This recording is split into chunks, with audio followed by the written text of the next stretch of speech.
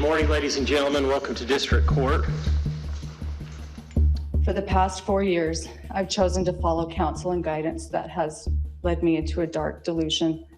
Ruby Franke, the Mormon momfluencer whose controversial tough love videos hid a dark reality, was back in court today, giving a tearful statement during her sentencing hearing. I was so disoriented that I believed dark was light and right was wrong. Her estranged husband, Kevin, and two oldest children sitting in the front row behind prosecutors as she apologized to them directly. Kevin, my husband of more than 23 years, you are the love of my life. I'm so sorry to leave to you to finish what we both started together. To my babies, my 6 little chicks, you are part of me. I can see now that over the past 4 years, I was in a deep undercurrent that led us to danger.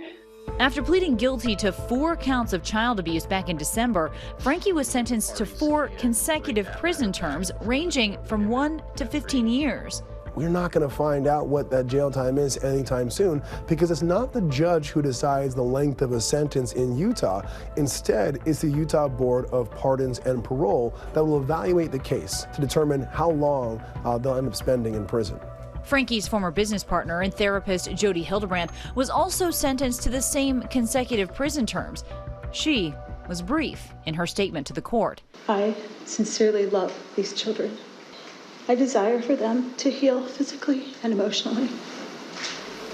Throughout the hearing, the prosecution detailing at length the abuse that occurred inside Jody's Utah home.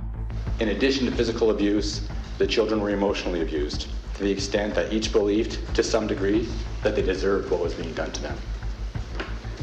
Had the older of the children not had the courage to run away and ask a neighbor to call the police, heaven only knows how much longer he could have survived in that situation. That call to police came in August of 2023. 911, the address of your emergency. I just had a 12-year-old boy show up here at my front door asking for help.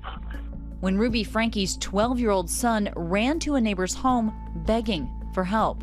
He's emaciated, he's got tape around his legs, he's hungry and he's thirsty. What's your mom's name? Ruby Franke? Ruby Franke is his mom's name. His pain bringing the neighbor to tears. This boy has been...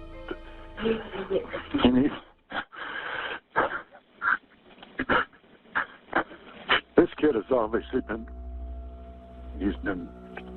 He's obviously covered in wounds. The house the boy says he escaped from, Jody Hildebrandt's, which appeared to be where Ruby and her kids were spending more and more time, hours away from their home.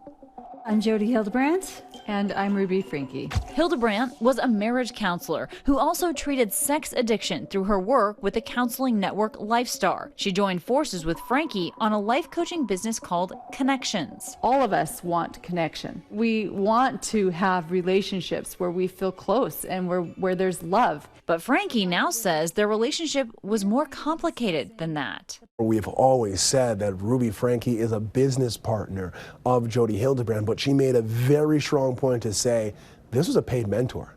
I was looking for advice. I paid her to give me that, and she led me astray. Something that the board and many others evaluating her jail sentence will consider when thinking about when she should be released. After the arrest of both Franke and Hildebrandt, many wondered if there were missed warning signs.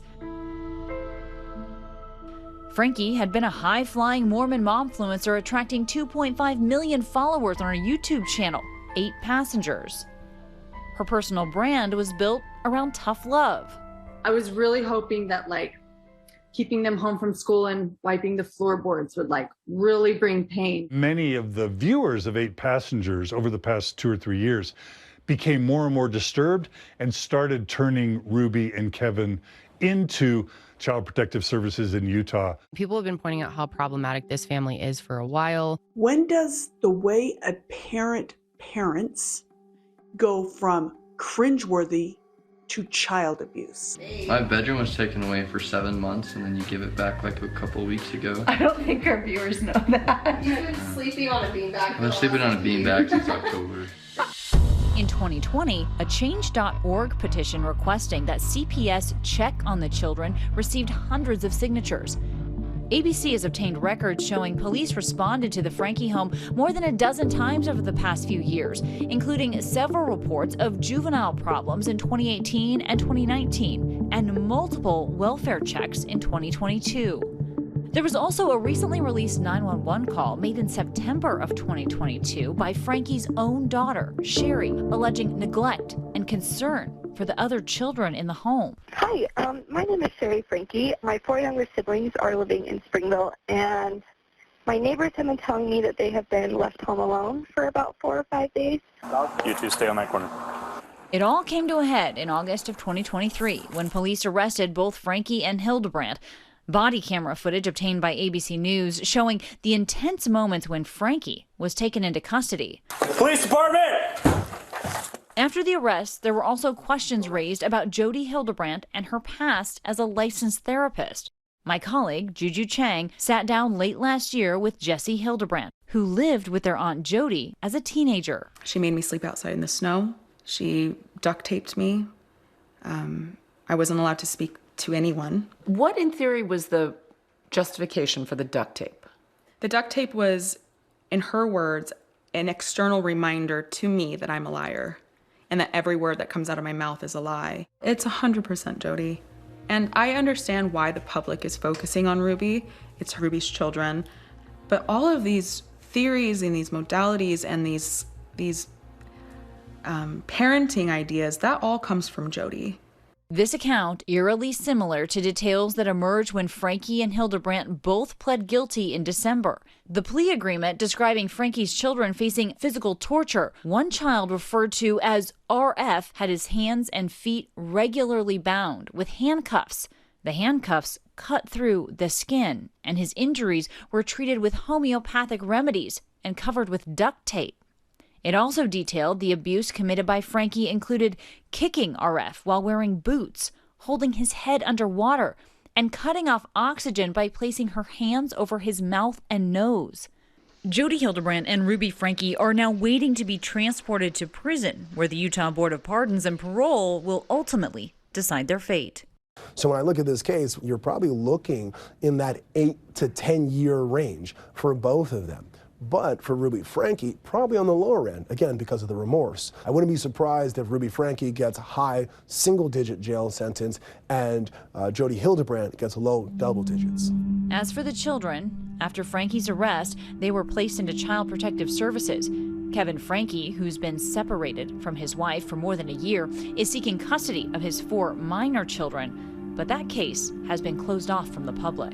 Right now, we know that Ruby Franke's children are wards of the state. The father is petitioning to get custody of them and also to sue Jody Hildebrandt for the damage that occurred onto those children because of her practices and what Ruby Franke did as well. So it's going to be up to the father to really battle it out. Hi everyone, George Stephanopoulos here. Thanks for checking out the ABC News YouTube channel. If you'd like to get more videos, show highlights, and watch live event coverage, click on the right over here to subscribe to our channel, and don't forget to download the ABC News app for breaking news alerts. Thanks for watching.